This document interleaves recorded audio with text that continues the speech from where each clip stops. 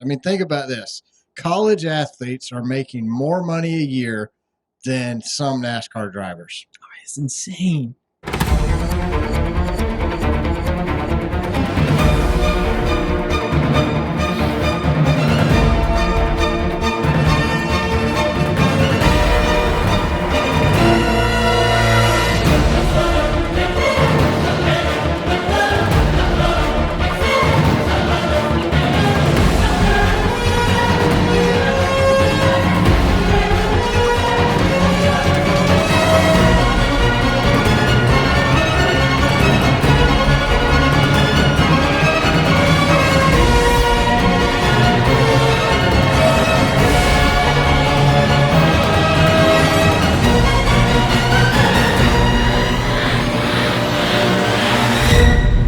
Hey, what's going on, everybody? My name is Brad, and with me, as always, is John, and this is Race Car Spelled Backwards, episode 110.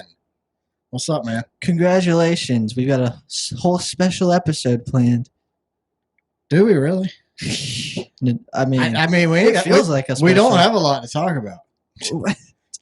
We have more to talk about. Nothing really happened this week. We literally have more to talk about on today's show than we have ever had to talk about in the history of this podcast. I mean, this week has been like a podcaster's dream. Yeah, I mean, and that's without even talking about the race. Yeah.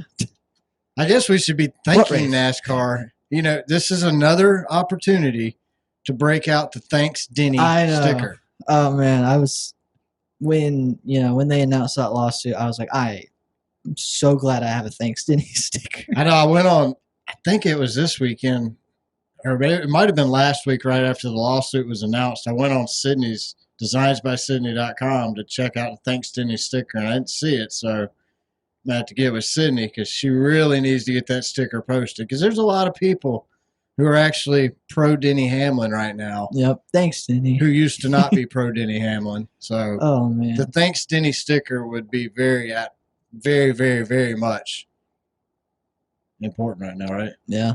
Catching on. I think it would take off. Oh yeah. Because I appreciate Denny Hamlin. You should do different colors though, so I have like a special limited edition one. So you're the only custom one? Yeah. So nobody else's? So no one else's looks like mine. I've got the original. Or you could sell, you could have the sticker and then do a limited run of RCB editions. RCB, yeah. Yeah, the Race Car Spelled Backwards edition, Thanks Denny sticker. Yeah, we do that. John's edition. Yes. It's my dream. Your dream to have your own sticker? It's a dream come true. Hey, maybe you'll get a sticker one day. Me and Jamie, it only took 70 episodes to get our own sticker. So I've got 50 to go. Well, I mean, you just have to dress up like an idiot and walk around town. You know, that's really what it took for us to get a. So us two idiots dressed up like idiots, and then the two idiots went and walked around town. Okay, so I mean, you were George Washington, and who's Jamie? Benjamin Franklin. So but everybody thought it was Alexander Hamilton. I could see that, because that's kind of what I was going to say, honestly. Yeah. But, I mean, you're the old guy, so I'll be like Abe Lincoln. Because we're older? Yeah. Okay. I mean, you don't have a beard, though. I could, find some pine straw. Young Abe? Young, honest Abe. This is back when he was a teacher. Before he got into politics, he didn't have a beard. They required the beard to get into politics. Yeah, just get some pine straw. Tape it on. Yeah. I mean, you could grow a beard. You just don't. Okay, I got to wait 50 episodes to grow it. Yeah, just start now. Yeah. And it'll be long enough. So by the time July 4th comes around next year, we'll be good. So I wanted to say prayers are still go out to everybody who was affected by the hurricane Helene. Those of you in North Carolina, Tennessee, South Carolina, Georgia, Florida, we're still praying for you, still thinking about you. If you do want to help out, you can go to gabaptist.org, and they have a thing right when you go to their website, you'll see a disaster relief for Helene, a place to donate. But the cool thing about Georgia Baptist Association, 100% of what you donate goes to the families affected. So it's not like we're the Red Cross or anybody like that where they keep a large percentage of it. 100% of what you donate goes to help these families that need help. So it's gabaptist.org. and you can donate. And like I said, everything goes to help the families who were affected in Georgia by Helene. And to everybody in the path of Milton this week, man, we'll be praying for all of you in Florida. So, Yep. Tony, Zach, all you guys down there in Florida, I've already called and told them they're more than welcome to come to Georgia and hang out. I mean, they can sleep in the studio. Yeah. Got air conditioning. Not too bad. So, no, I mean, in all seriousness, everybody in the path of Milton, be safe, take care of yourself. We'll be praying for you here. So, also, let's go ahead and shout out to Sydney. We've kind of talked about the Thanks Sydney sticker. So, if you don't know, Designs by Sydney, she makes custom stickers, minimalist stickers like the ones seen right here. And she also does company logos, T-shirts, letterheads, pretty much any graphic design need that you have professionally or personally. Designs by Sydney, she has you covered. She makes, I've seen some people wearing her T-shirts. She's got some Denny Hamlin T-shirts. People sleeping in them. I saw a post this morning. She had retweeted. So and some Thanks Denny T-shirts. I think a Thanks Denny. A Jordan Hamlin T-shirt would be nice. Jordan Hamlin 2024. I'm all for it. So again, make sure you check out. It's designsbysydney.com. Professional, personal, whatever your graphic design needs you might have, or if you just want a custom Bills sticker, she's got you hooked up there. Go Bills. This month, the month of October, if you use code CAR, C-A-R, 1024, that's C-A-R 1024 at checkout, you will get free shipping. And don't forget, after every race weekend, to make sure to vote on Sydney's which race was better poll. This weekend, we had 3 races. We had the trucks, we had the Xfinity, and then we had the Cup. Believe it or not, overwhelmingly, the Cup Series got 100% of the votes this week. No way.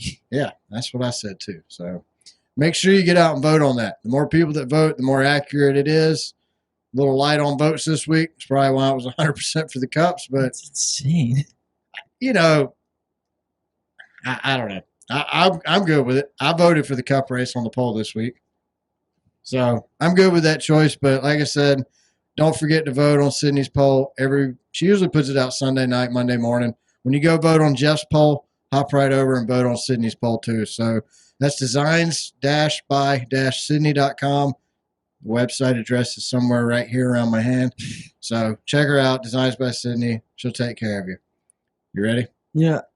I think my problem with the Cup race getting 100% of the votes, I think my problem is the more I think about it, the more I realize, man, Sunday sucked. You voted yes. I know, on Monday morning. So, but I think that's the right answer. You voted yes, it was a good race Monday morning. I voted no Monday morning. I had all night to think about it. Yes, it was the best next-gen Talladega race we've had. That's a fact. But compared to other Talladega races, it was horrible. Yeah, and I even thought about that too before I told you what I was gonna vote. But I was like, it's next gen. It's not Gen 6. It's not Gen 5. It's next gen. So yeah, I mean you can't go back. Well, you could. You could. I wish they would, but they won't. Right. So we need to start our own lawsuit. I mean, after Sunday, I want to sue NASCAR. For real.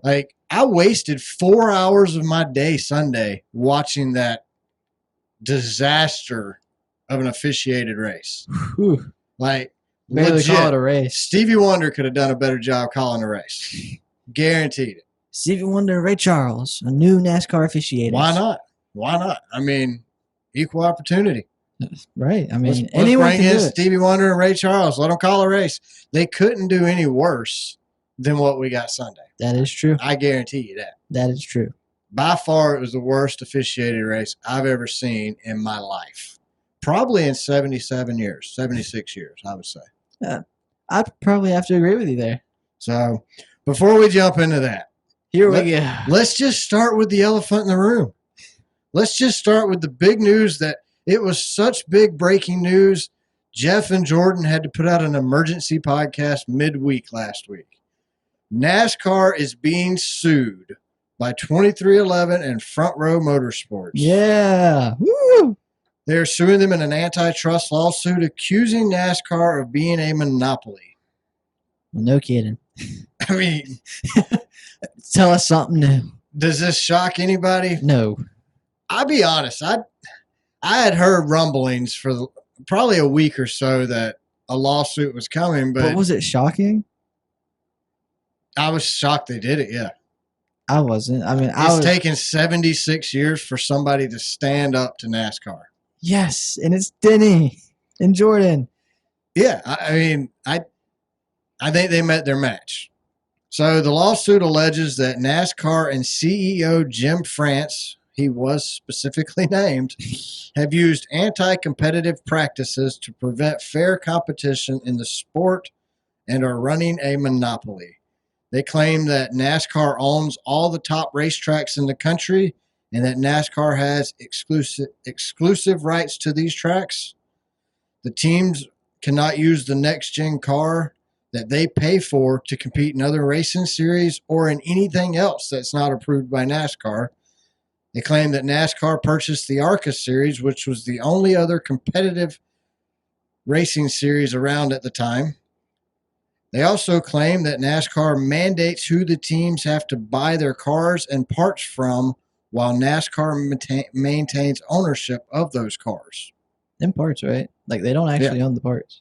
No, I don't think they actually own anything on the car. I don't think they do either. From what I understand, by listening to different podcasts and reading different articles on this whole deal, from my understanding is NASCAR owns the car.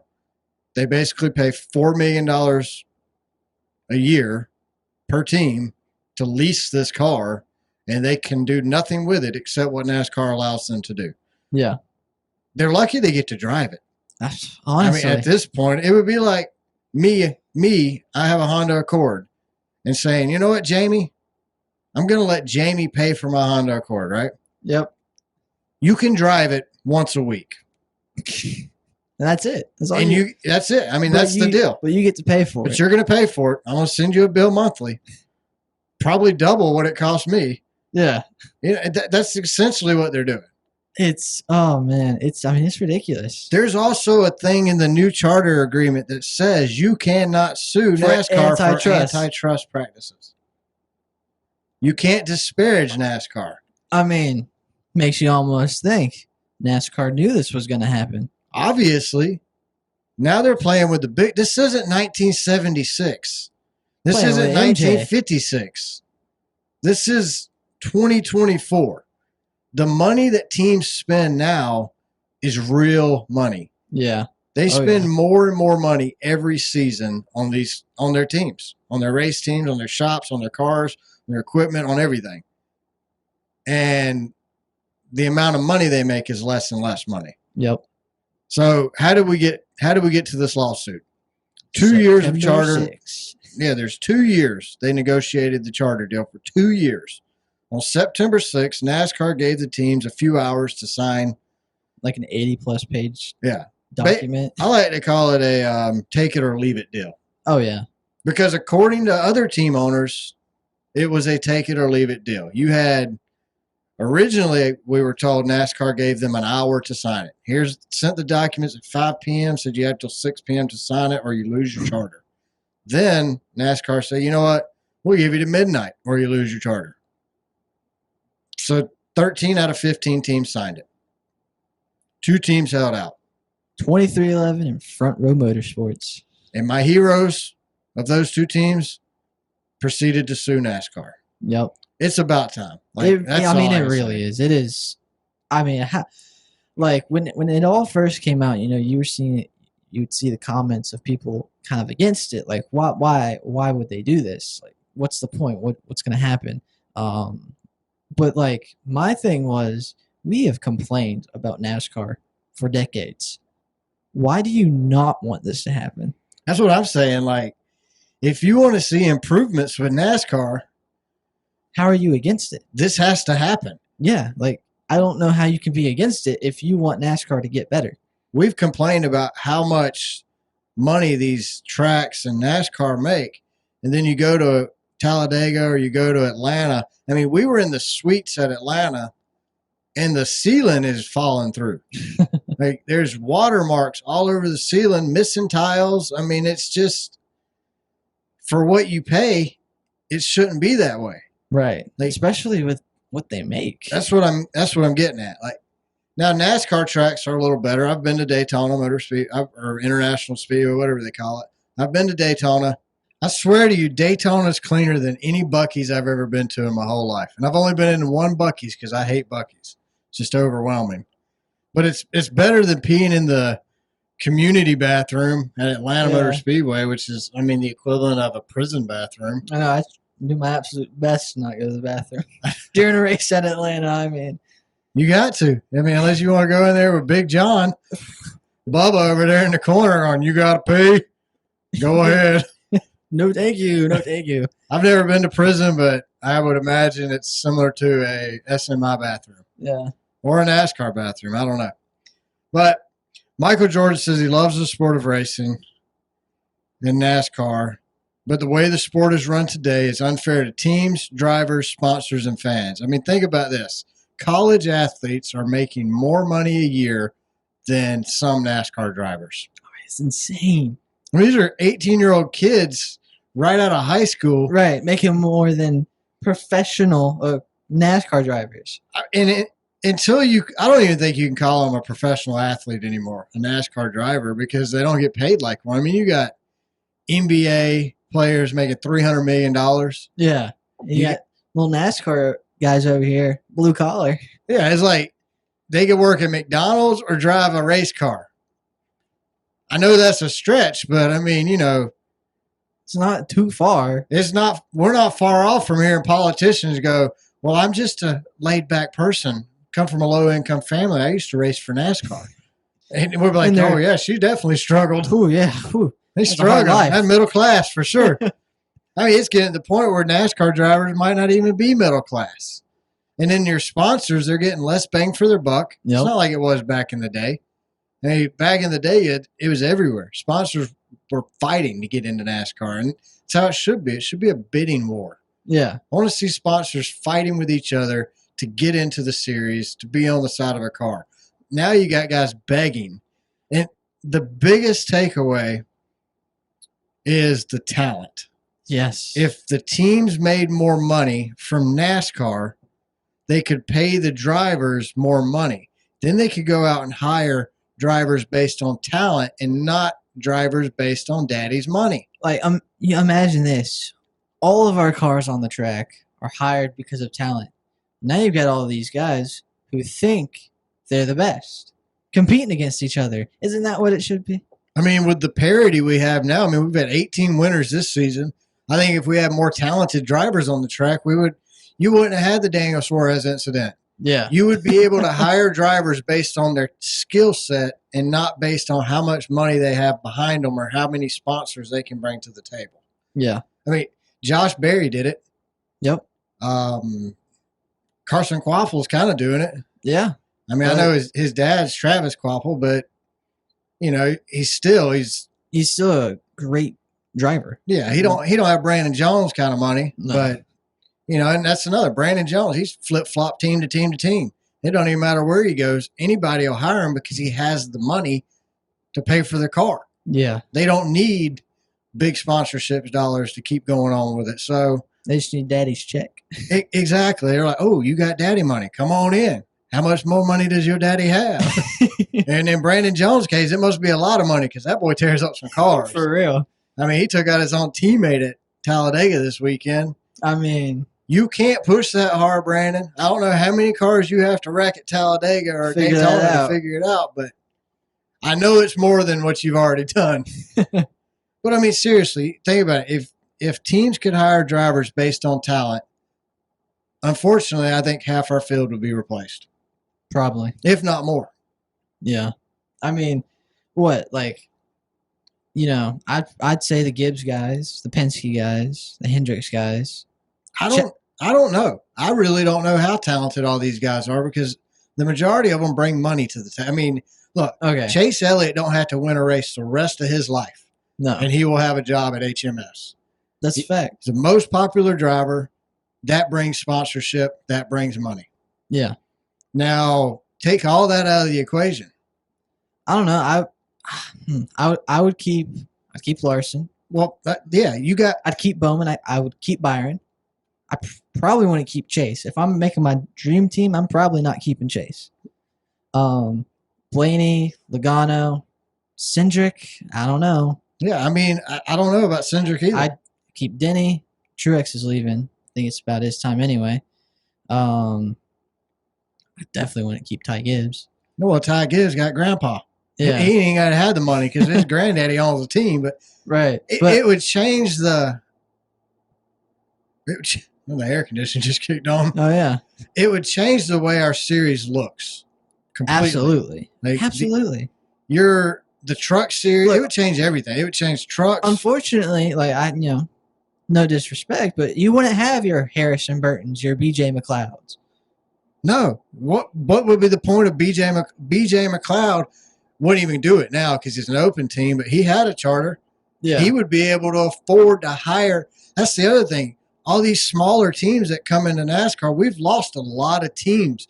We had Furniture Row go out of business the year after they won the championship. Yeah. The model is obviously broken.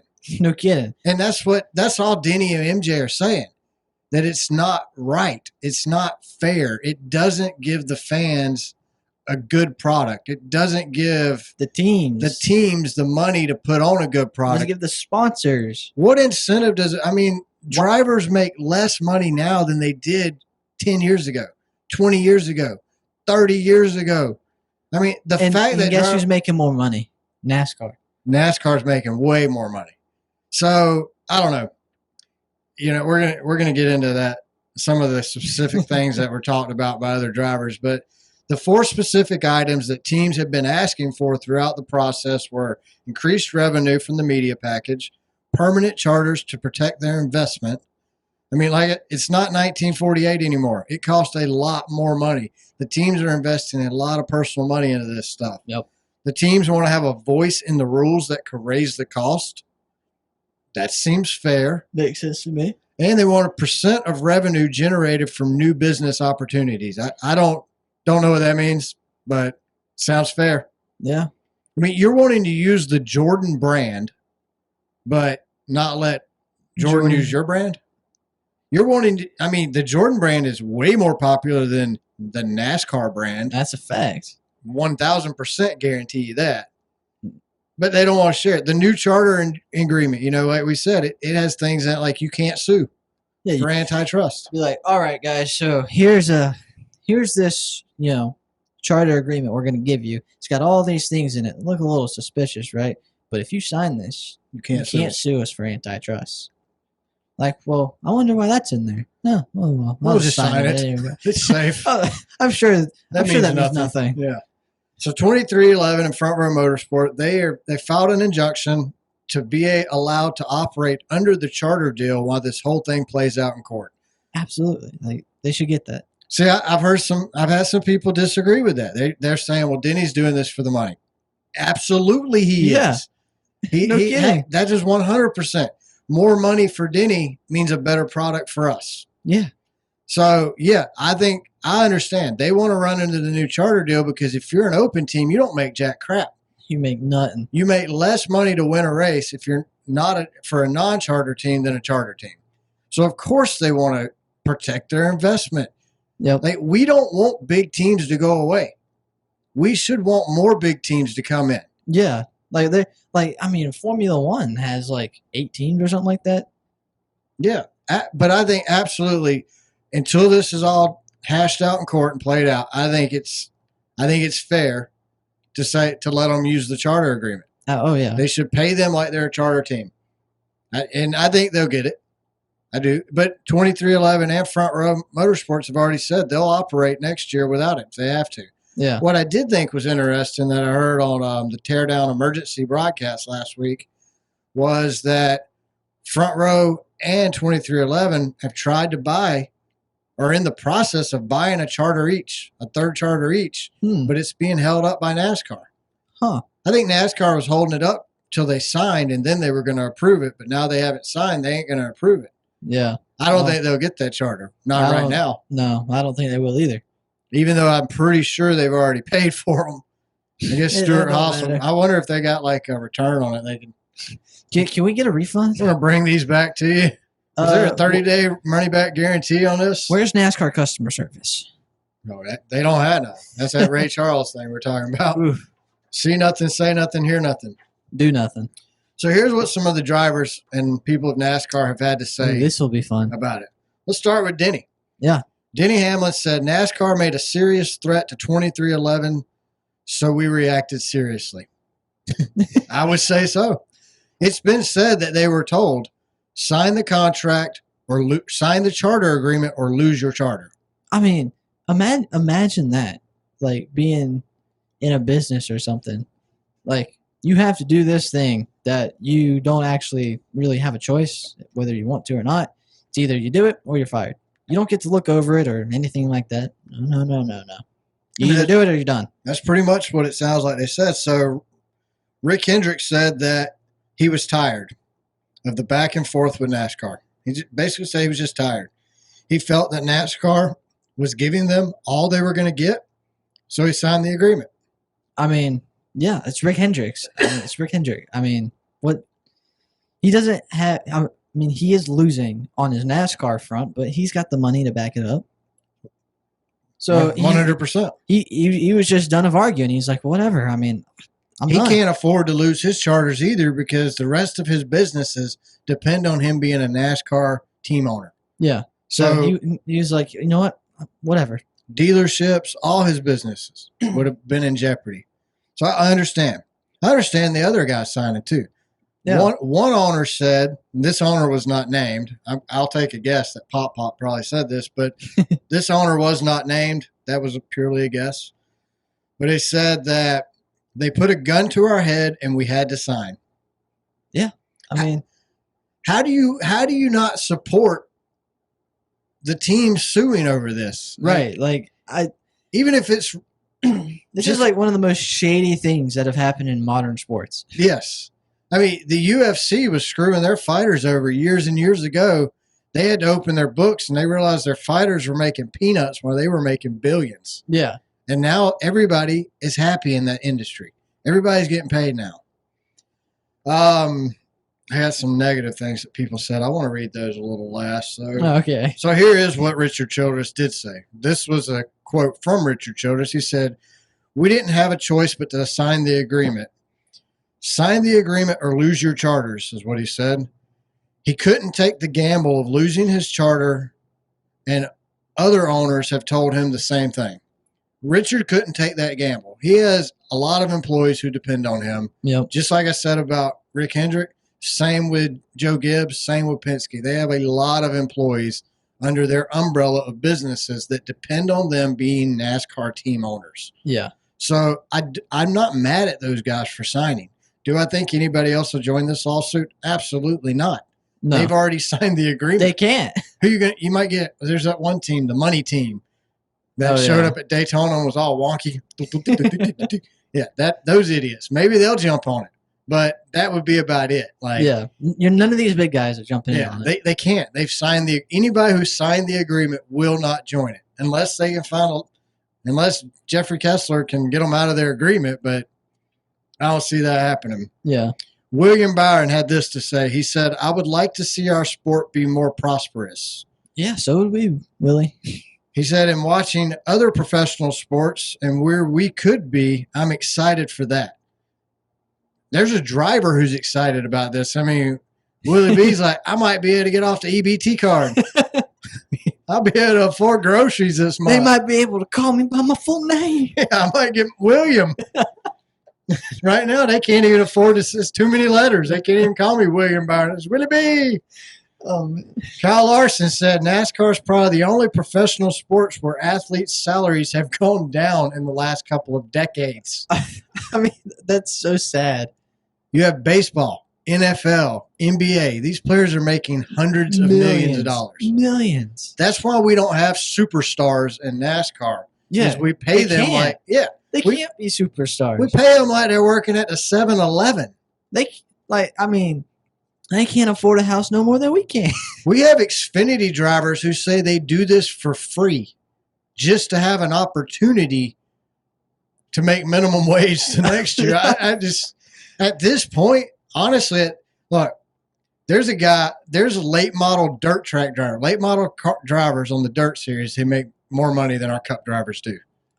That's crazy. There's sprint car drivers who have no desire to come to NASCAR because they're like, why? I make more money now. Yeah, I mean, it's ridiculous. Absolutely ridiculous. So let's take a quote from the legendary Mark Martin. Oof. Mark Martin said the way NASCAR is run today is just like the government is run. He's not a fan. He said there's a committee for everything. He said he liked it better when it was just one man making the call because then you just knew what it was. Yeah. Now it's a cluster. Mark's not a fan of it. Mark Martin, We agree. we're a fan of you. Jim France, he did give us a quote. Oh, yeah, it was real inspirational. They asked Jim France what he thought about the lawsuit, and Jim said, excited about our championship battles. Looking forward to the race today. End quote. Such deep insight from old Jim. Oh, it is. I mean, It kind of brought a tear to my eye, honestly. I almost choked up saying it again. It's going to be on posters. You know those inspirational posters you see in offices? Yeah. It's going to say, Jim, what do you think about the lawsuit? And then below it, it'll say, excited about our championship battles. Looking forward to the race today. I'm almost inspired to open my own racing series here. Let's see. Larry McReynolds.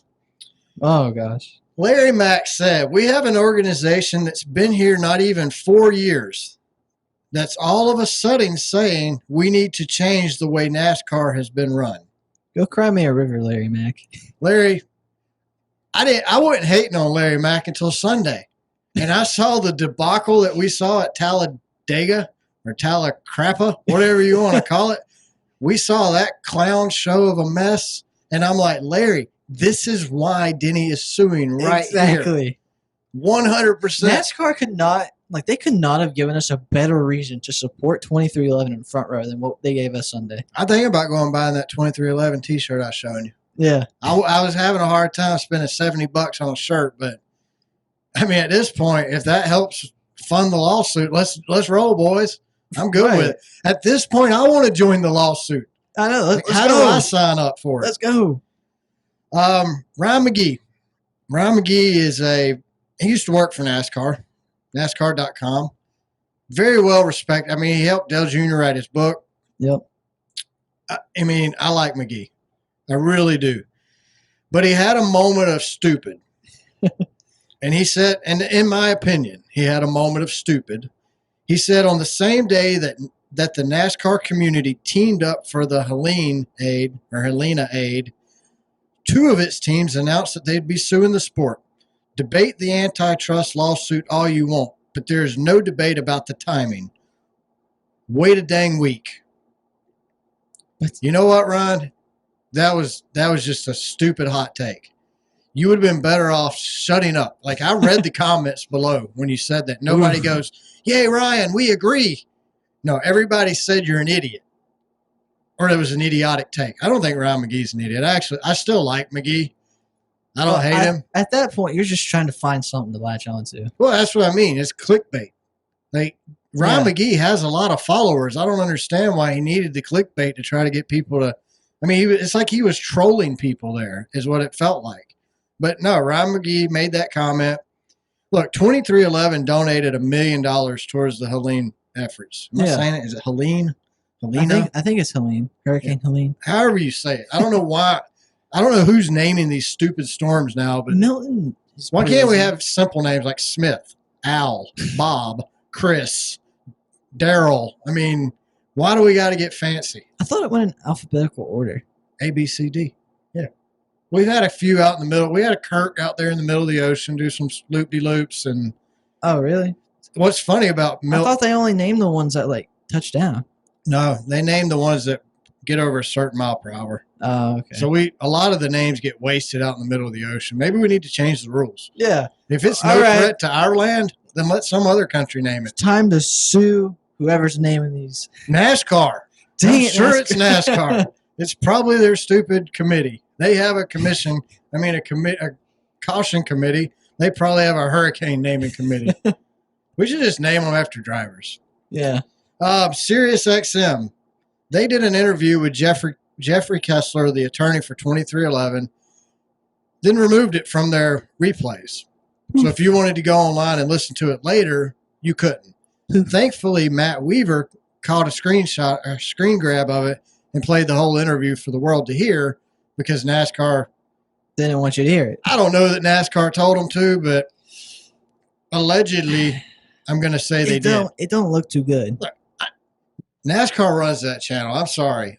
Those guys, they do what they're told. They never have a original opinion of their own. I mean, it's like, oh, NASCAR said it. It must be right. Oh, NASCAR. Oh, Elton Sawyer's the greatest. I mean, we'll have him on every Tuesday to explain all the bad decisions NASCAR made. Like, that's the only reason they have that channel is so they can explain why they did something every week. Yeah. So, what do we miss on the lawsuit? Anything? I don't think so. Nothing that matters to us that we can think about right now. So, Yeah. if we ain't cover it, I'm sure there's another podcast that will. I mean, literally, this is the main talking point on every podcast this week. Yep. Except for Denny talked about it more than I thought he would. Really? Yeah, I didn't expect him to have a lot to say because he's in the middle of it. So, Talladega, good race, Paul. Let's talk about Talladega. We're like an hour in, 30 minutes, 40 minutes, whatever. I have no idea. It's been an adventure on the recording side today. That's a fact. So, I voted no. You voted yes. I did vote yes. I voted no because it was a fuel mileage race, and I hate fuel mileage on drafting tracks. And I voted yes because I thought it was the best Talladega race we've had since this next gen car. Which ain't a good enough reason for me to vote yes. I just can't get behind that. Like, it's either a good race or it's not. My standards have been lowered because of next gen. I get that, but I went with no. John thought it would be about 80%. I did. Turns out he was wrong. I know. It's been a few weeks. 62% said it was a good race. That's not good. No. Talladega makes it onto the big channel of NBC. 500 miles, all recorded live. You don't miss a lap at Talladega. Never. And it's not even a good race anymore. So, Ricky Stenhouse won. Congratulations. With an illegal car. Yeah, I got that in the notes. Oh, okay. Congrats to Ricky for winning in an illegal car. Oh, yeah. We'll get to that when we get to the NASCAR officiating portion of the show, which is coming up soon because we really don't have a lot to talk about without that. So, let's talk about Daniel Suarez. Oh, my gosh. Daniel Suarez. Can we do What an Idiot this week? He is what an idiot. I don't know. I didn't listen to all of DBC, so I don't know who their idiot is. Was Daniel Suarez one of them? I didn't get to that part. Oh, man, I hope he is. So Daniel Suarez goes a lap down because he has to do a pass-through penalty. He's a lap down. He's by himself out on the track. The cars are hitting him. Instead of going high or low, Daniel just says, "Mi amigo, I'll go in the middle." So he goes in the middle. This didn't work out. No. Daniel's just getting left behind. I mean, they're going 15 miles an hour faster than he is. Out of nowhere, Daniel's like, "Oh, here comes BJ McLeod." Whoop!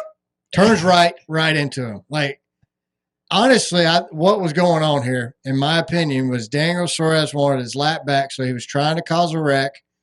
He didn't care who it was. He thought he saw a car with no sponsors in his mirror. He turned right. This is what was happening. The spotter's going, Daniel, here comes BJ. No one's going to care. No one's going to go. Well, that's the other part is his spotter didn't say anything. He wasn't telling him he was clear. Daniel Suarez ran out of the little bit of talent that Daniel Suarez has. Oh, so you're telling me he did that on his own accord? 100%. Oh, that's even worse, Daniel. No, this is the worst thing. That is one of the worst. Buckshot Jones drove better than Daniel Suarez. And Buckshot Jones couldn't finish a race to save his life. I could drive better than Daniel Suarez. At this point, I would have to agree with you. I might be 30 laps down, but I won't be wrecking nobody. This is the dumbest thing I've ever seen. Like, when I saw this happen, I was like, what in the world is he doing? Like, there's no way he just did that. For one, why is he in the middle of the track? Like, common sense tells you drop to the back, catch the draft, get your lap back on the next caution. Yeah. not cause a caution, be the caution. I mean, he still didn't get it. No. In fact, he went another lap down. Good for him. That's what he deserved. Good. I hope Daniel Suarez is the first car out this round. I mean, that could have been so bad for the rest of the field. If Daniel Suarez wins the Roval, I will not watch the rest of the season. I'll quit. I mean, we'll do this show based off I hope a 10-minute replay. I hope BJ McLeod wrecks him. I hope BJ, even if he ain't there, I hope he wrecks him. Yeah. It'd be nothing better to see BJ McLeod come running out of the infield in a Ford Ranger and T-bone Daniel Suarez mid-race. That would be the greatest thing ever. That's the only reason I would even say it was a go good Daniel Suarez. No, that is just he's by far the worst driver currently in the NASCAR Cup Series because that was the dumbest move I have ever seen while watching NASCAR. Who does that? Daniel Suarez. Raise your hand if you're an idiot. Mi amigo. So we have 4 wide. What did you think? It was cool. I thought it was really cool for about 2 laps. Yeah. And then it wasn't cool anymore because I mean, look, even we said during the race, well, it kind of looks like a parade. Yeah. I mean, so it's better to watch them run 4 wide than it is single wide around the top the whole race. But at least when they used to run single wide around the top, it wasn't to save gas. It was to save lives. Save cars. Yeah, they didn't want to wreck. They just wanted to make it. Here, the problem with 4 wide at 40% throttle is it's entertaining to watch for 2 or 3 laps. Yeah. After that, you realize they're going 40% throttle because when they're at 100% throttle, they can barely run side by side. Yeah. There's no third lane. 100% throttle, you can't get a third lane going in this car. Nope. So if you're any kind of NASCAR fan watching this race, which I would say 90% of the people who watch the race are fans, what's going on is not reality. Yeah. It don't matter how many times the booth tells me how great it is. It's not that great. Is so impressive. Not really. Not really. They're running half throttle. I mean, I played video games. If I run half throttle, I can not wreck too. I'm just saying. I know it's not comparing the video game and the real thing, but I'm just saying, like, these are the most talented drivers in the world. Let's see them do that wide open. Yeah. They can't because your car sucks, NASCAR. And you need to be sued. Oh, wait, you are. Haha. Alex Bowman spins Ryan Blaney. But don't worry. But Bowman he felt really bad. He did. He felt really bad about it. He's sorry. He hated it. He didn't. That's not what he wanted to do. I hate that for Blaney so much. I mean, that's one of my competitors. And no, you don't. For a you took him out. With. You took him out. I hate that so much. He don't care. No. I don't put this on Bowman either. No. I think he's taking all the blame for something that's not even his fault. It's just racing. It's called drafting. You hit somebody. They can either handle it or they can spin out. Okay. And obviously Blaney can't take a good hit from the back. He spins out. Yeah. I mean, Blaney was mad, but what's new? Right. I mean, you should be mad. So, what else we got to talk about from Talladega? Not officiate. 28 cars. The largest wreck in NASCAR history. Oh, I thought that was going to be part of the officiate. That's kind of what kicks it all off. That's next. Oh, okay. The largest wreck in NASCAR. I mean, that was crazy. Yeah, I mean, we have one more thing. We have Kyle Larson's spotter to talk about before we get into the officiating stuff. But yeah, largest wreck in NASCAR history. The Fords took each other out, ruining their day. Basically, is what happened. Pretty much. Yeah. Nobody's at fault here. If you're going to put anybody at fault, it's Austin Cindric. He got out too far. Yeah. That's all. That's all he did. And that he wasn't even so far out that it was egregious. No, it just was too far out for what was about to happen that he didn't know was about to happen. Yeah. So I don't blame nobody for that, really. Cindric was having a good day too. That was a massive wreck though. That was insane. Like when it started, you could see cars going down the track and it's like, oh, okay. And it's like they just kept piling in. Yeah, it was like I kept waiting to see people just start going by on the top. But no one did. Nobody. You know who won? There's 2 drivers, I think, who won the most out of this deal. First would be Ryan Blaney. Yep. Because he was out. Yeah. He was out of the playoffs at this point. It was like -7. Another driver was -16 or 15, -15 when this wreck happened. I think it was 17. Was it? I think so. Sir Dennis Hamlin. Denny Hamlin on the other side of the track. By himself. Back there just cruising. I mean, sipping a cold soda. Just kind of accepting his fate. Like, yeah, his day's over. My playoff run is done. He's one-hand driving. Probably texting with his other. I don't think they're allowed to have their phones in their car anymore because Brad Keselowski ruined that one for us. But, it just it really worked out for Denny. It's a little bit of a redemption story for Denny. And it was unintentional. And Denny even said, no, this wasn't the plan. It was luck. Yeah. It was purely luck. But it worked out. Denny went from being -17 to +30 at the end of this. It's insane. So it took out 8 playoff drivers? I think it took, the majority of them were out. Yeah. I mean, that's what helped. If you look at the current points now, they would be a lot closer, I think, if everybody would have finished. I mean, now you got, Bell's good by 57, Larson's good by 52, Denny's good by 30. Byron's good by 70 something. He's locked in. Bowman's good by 26, but he was in the wreck. But he got an extra couple minutes to repair his car while the other cars were parked in the back straightaway. Blaney's good now because of this wreck. What do you mean Byron's locked in? He just has so many points he's locked in? Yeah. Is that what you're saying? Yeah, he's good. He's already going to the next round. It don't matter. Yeah. It don't matter what he does at Roval. He's good to go. Then we have Kyle Larson's spotter.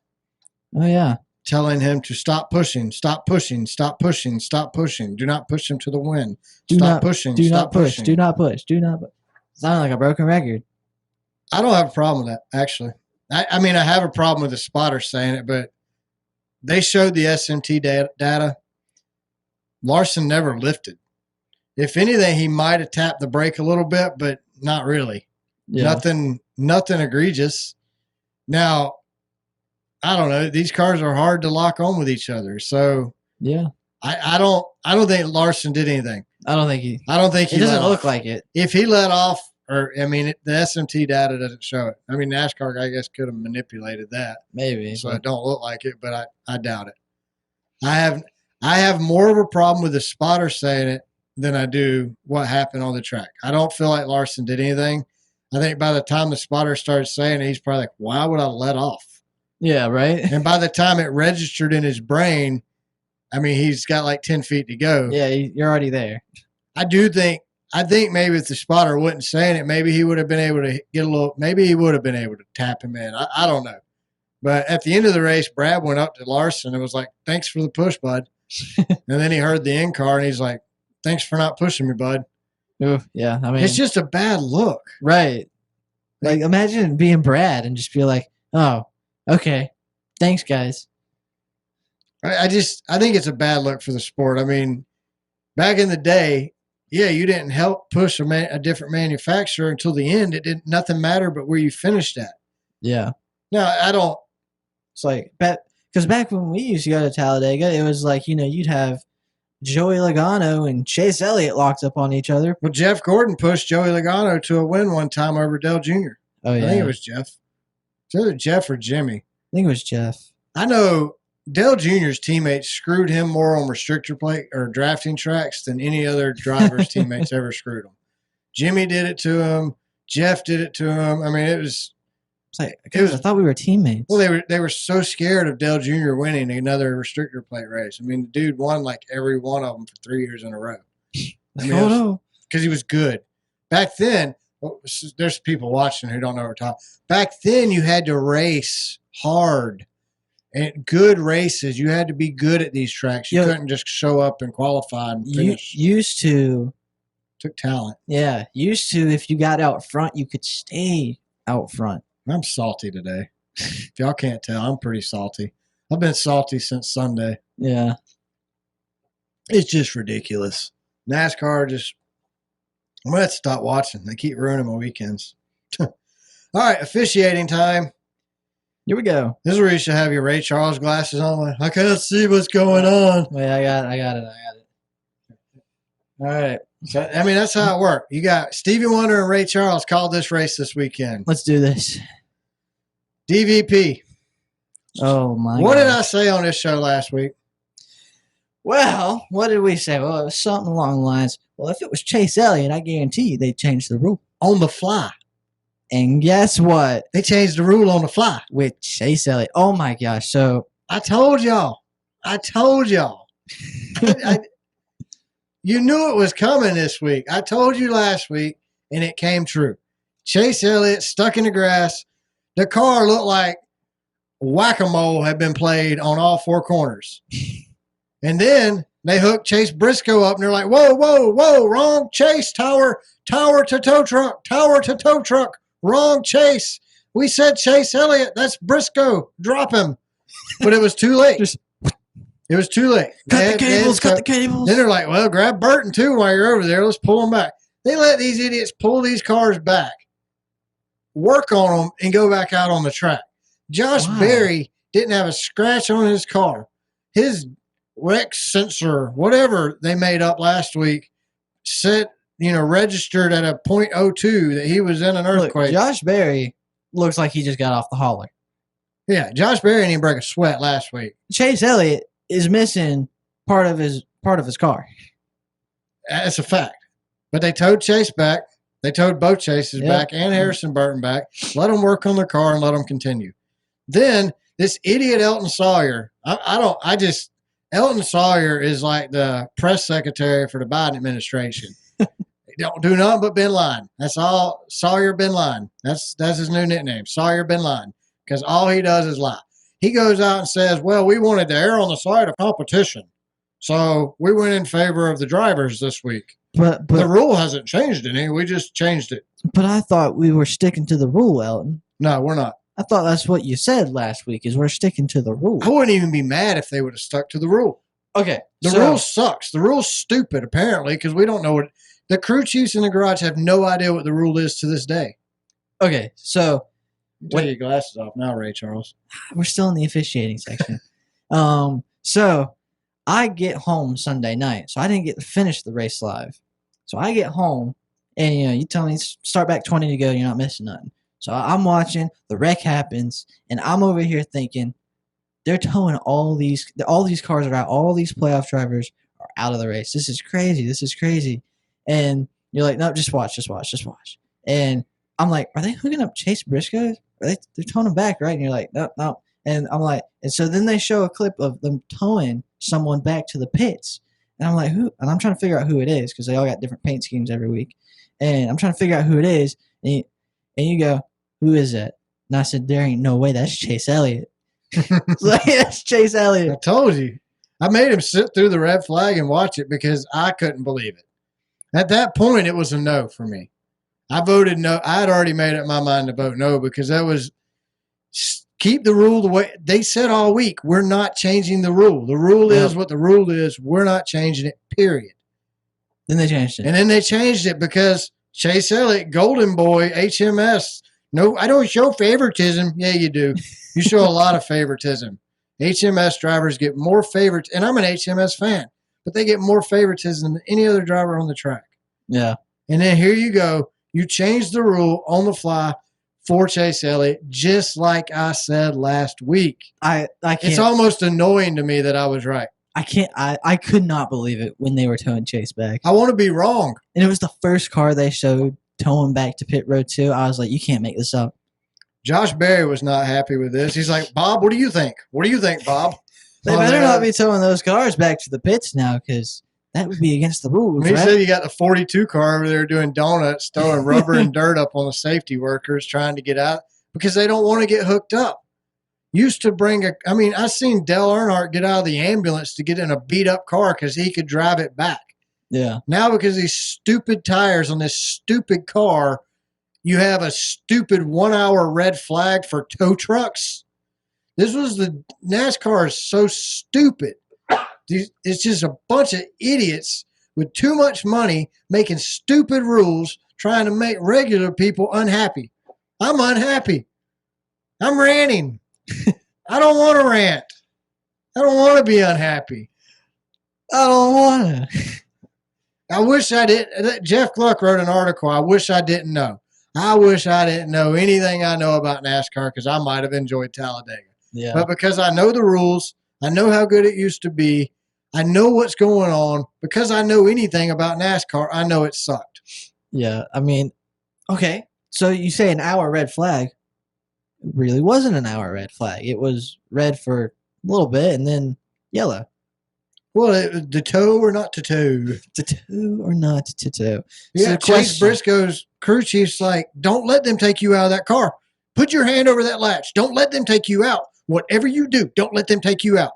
I can see them getting in there and cutting him out of the car, cutting the roof open to get him out of the car because they don't want to tow him back. Sorry, Briscoe, you gotta go.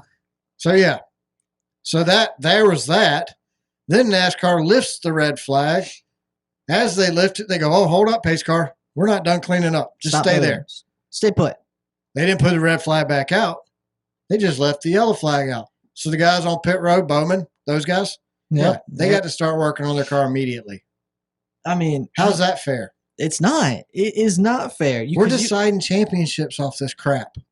Well, I mean, we've got Talladega in the round of 4 next year, so I don't even care anymore. It's ridiculous. I mean, it is laughable. I mean, I don't think NASCAR could have screwed up any worse than they did. There's no way. Like, they could not have gotten it more wrong. You couldn't have tried. And we're not even done. There's still more to go.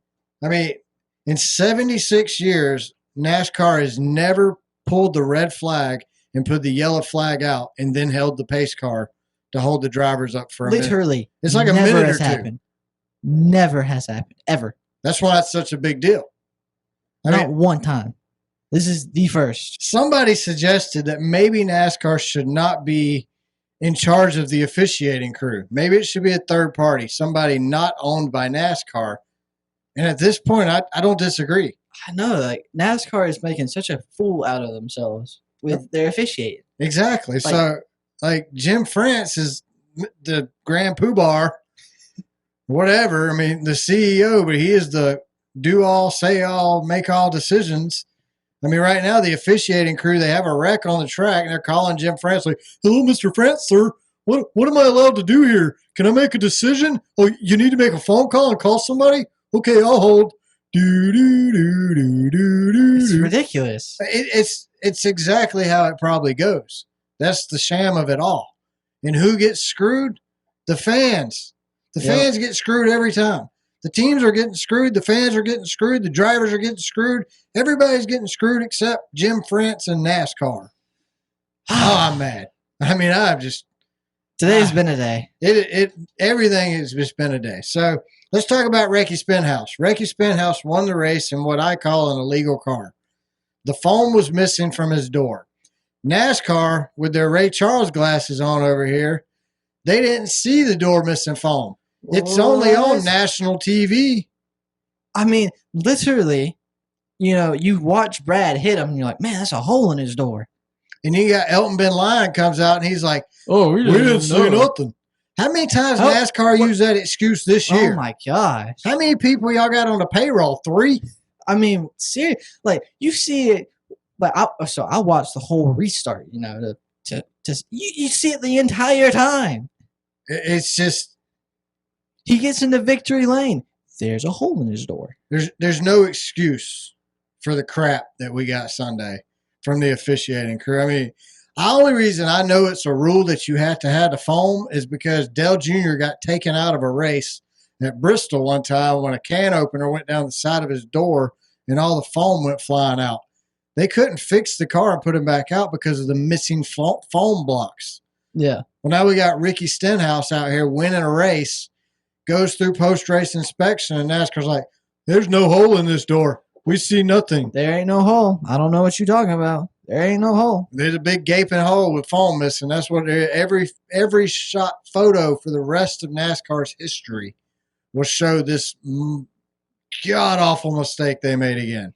Yep. And that wasn't the only one. They're not the only cheaters out there. I don't consider it. That's not Ricky's fault. No. That ain't cheating, but it is breaking the rules. He should have been pulled out. He should have went down pit road and at least had to attempt to fix it. Yeah. If I don't know how the rule really reads, we'll have to wait till Bob Pockers puts it out, but they should have made him. He shouldn't have won the race, period. No.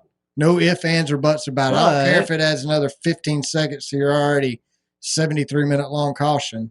But who else shouldn't have won the race is second place, Brad Keselowski. Yeah, the RFK cars apparently. So NASCAR, we talked about the shark fins on the windows last week. Well, they Yep. didn't put them on the front window because it did obstruct the view of the drivers. And Yeah. to err on the side of competition, we decided not to block the driver's view. But Okay, Ricky Bobby. They still put it down the right side of the car. Yeah, it went on the roof and the back window. Yep. No cars flipped. Cindric tried to flip a few times, but he kept ping-ponging around. Thankfully, Hemrick was driving around wide open and was able to help prevent him from spinning over. Yeah. But at the end of the race, both RFK cars show up without these. They're gone. They're not there. The strips are gone.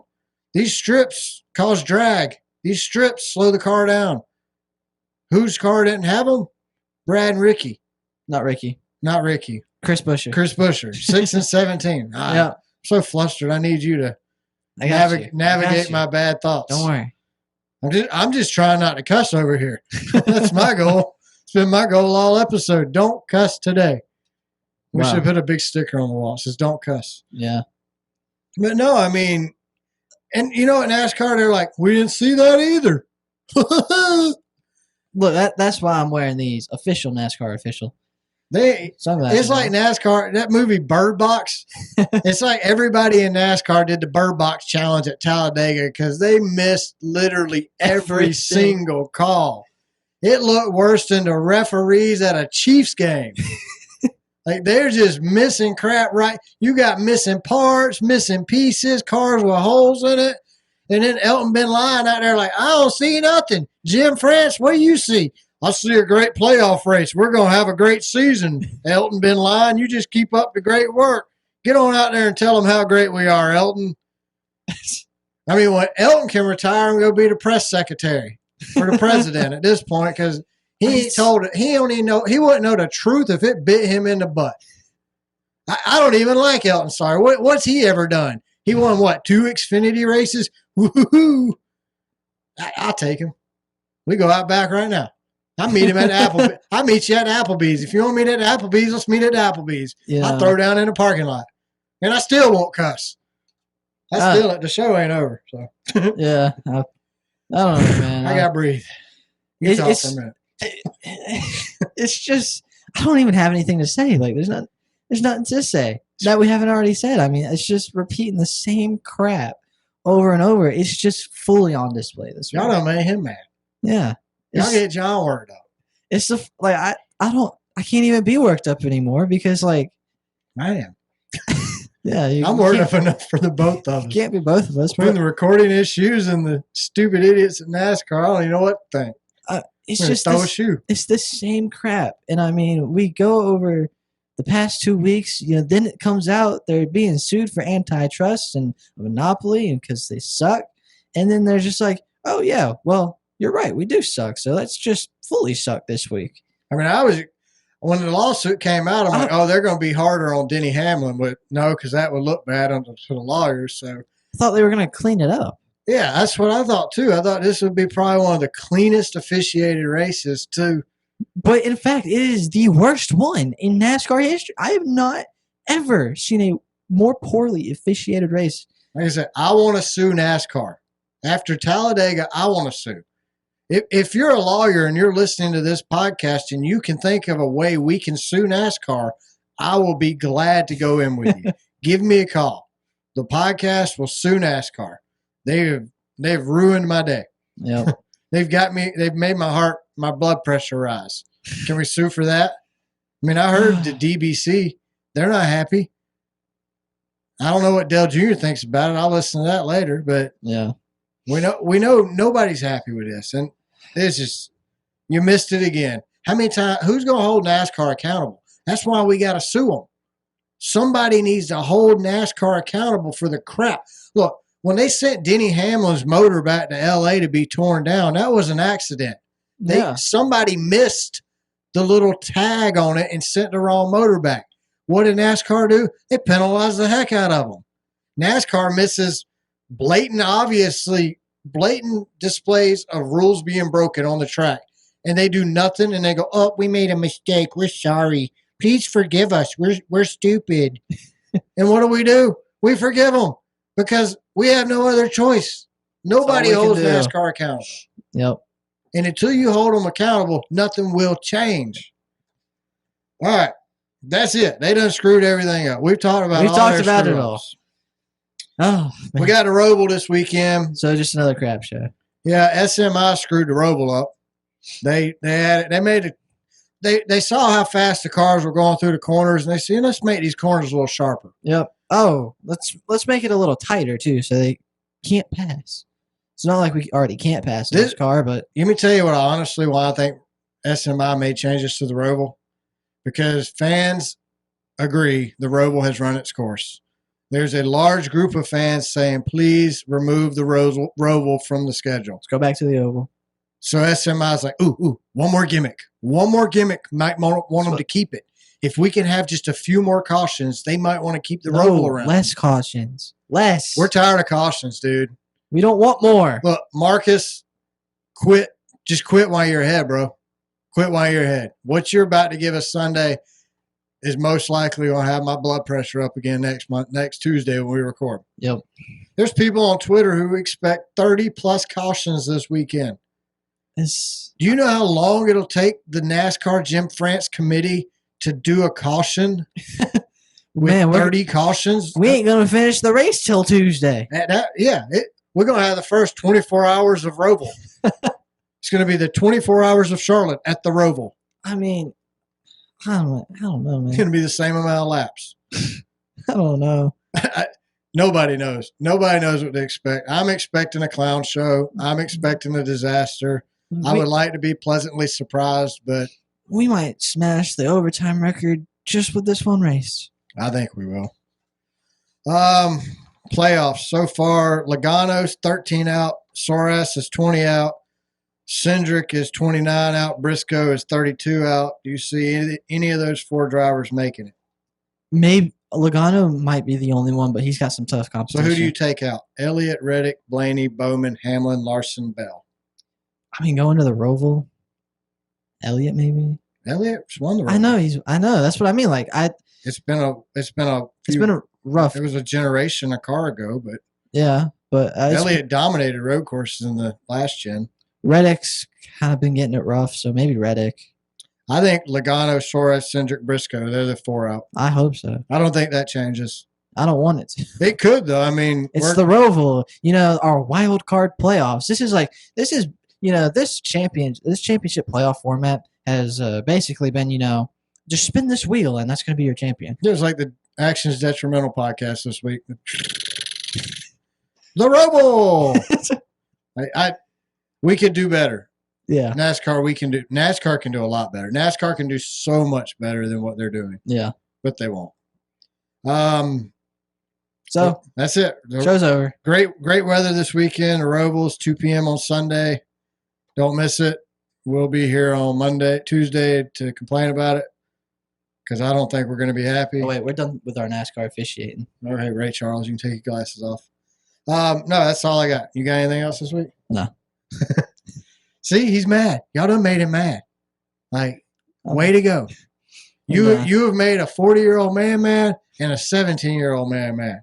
So if you're trying to figure out which fan base you're attracting, it must be the old dead people or the toddlers. The only ones are dead people and toddlers are the only ones who enjoy what you're putting out. I know 62% said they enjoyed Talladega, but they're lying. They didn't. So do better. Okay, I'm done. No more complaining. Anyways. Thanks to everybody who listens and watches the show, shares us on social media each week. We greatly appreciate it. Make sure you follow us on X. We're at Car Backwards. Subscribe to our YouTube channel and check out all our videos. Wherever you listen at, make sure to rate, follow, and review us. When you leave us a review like Brandon and Sydney did, it helps other people find the show, and then they can listen to us complain and see if they agree with us. So by all means, leave us a review on Apple Podcasts, please. Maybe we should start reading them. Give us make sure you subscribe on YouTube Music also. That's the new one we're on. If you feel the need to email us, you can email us at racecarbackwardspod@gmail.com. I will read those on the show and I will respond to you. And last but not least, make sure to check out Designs by Sydney. She will take care of all your graphic designs needs. Other than that, we'll see you guys after the Roval. I hope you have a great week. If you're in the path of this hurricane, stay safe. But we'll see you later, guys. Bye.